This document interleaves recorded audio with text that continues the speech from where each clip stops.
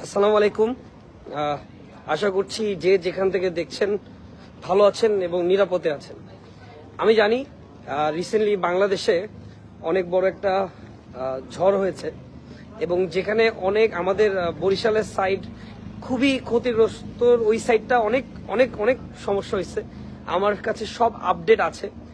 আমি বর্তমানে লন্ডনে এসে আমার এখানে একটা কাজ ছিল, আমরা তো ওই কাজ শেষ করার পরই এইরকম একটা দুর্ঘটনা ঘটে, যেটার জন্য আসলে আমি খুব স্যাড। এবং আমি আমার টিম ওখানে পুরা সম্পূর্ণ কাজ করতেছে, তারা খাবার টাবার নিয়ে ওখানে যাচ্ছে। আর ওখানে আমি এখান থেকে সম্পূর্ণ ডিরেকশন দিচ্ছি, আর আমি দেশে চলে আসতেছি।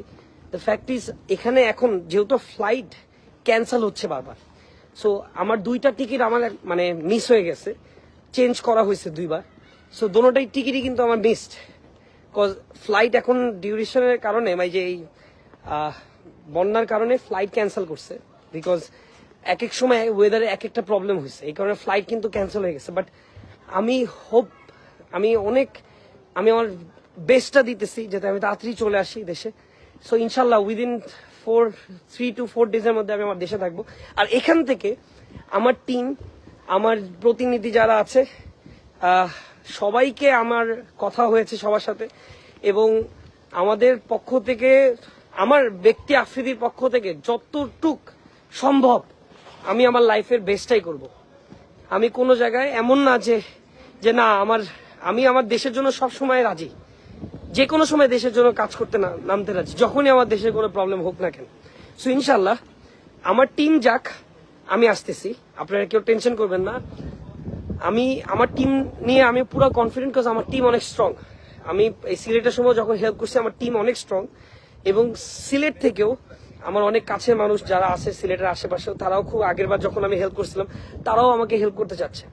সো এর জন্য অফকোর্স বলবো যে আমি আসতেছি দেশে, আপনারা টেনশন করবেন না। আমি যতটুকু পারি অফকোর্স আমি এইটা পারি এবং প্রমোটও করবো, যাতে অন্য 10টা ইনফ্লুয়েন্সার যাতে আসে।